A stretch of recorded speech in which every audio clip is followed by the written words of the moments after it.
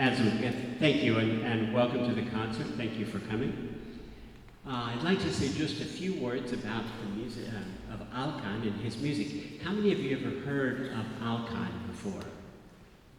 Several of you, that's great. When I started playing Alkan about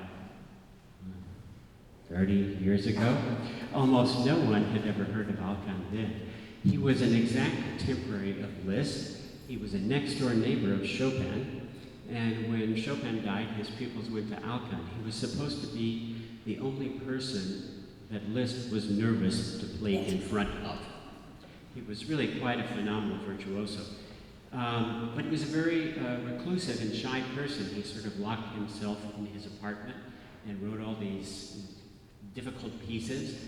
He wrote a set of etudes, all in 12 etudes in minor keys and 12 etudes in major keys. And some of the etudes in minor keys are a half an hour long. Now, I assure you these pieces I'm playing are not. This is the other side of Alkan the miniaturist.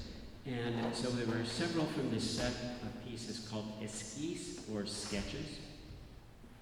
The first one is called Liedchen, which just means little song. And you can hear him imitate a song. The piano plays the introduction, and then he imitates, the piano imitates the singer singing a verse of a song, and then the postlude. Just a lovely little ditty. The second one, Rigodon, is just his version of the old French dance, Rigodon. The third piece on the program is from a different set, a set of preludes in all the keys. Just like Chopin wrote a set of preludes, so did Alkan. This one is called the Song of the Mad Woman on the Shore. You'll see why it's called that. It's quite evocative. And then the last of the four Alkan pieces is called Les Diablotins, or The Little Goblins. You'll also see why it's called that. In the middle of this march of the little goblins, or devils, you'll hear these two chorale melodies. One in the lower register first, which Alkan marks quasi santo, like a saint. And then the next time it appears in the higher register, and it's his mark quasi santa, like a female saint.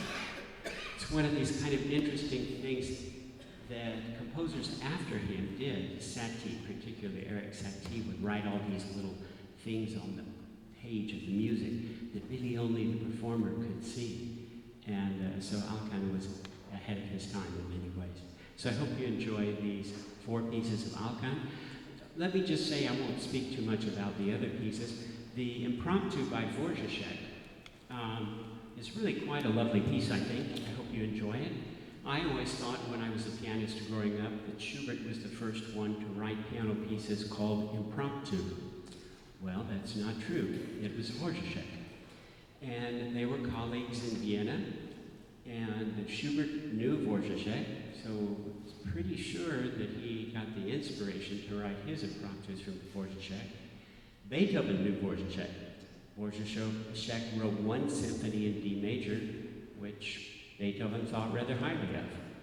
He actually had a shorter lifetime than Schubert. Schubert lived to be 31. I think Dvorak is even less than that, 28 or something like this. I can't remember the exact numbers. But anyway, I hope you enjoy this. We hardly need to say anything about Franz Schubert. His music has been beloved by everyone for ages. So I hope you enjoy this program of Alkan, Dvorak, and Schubert.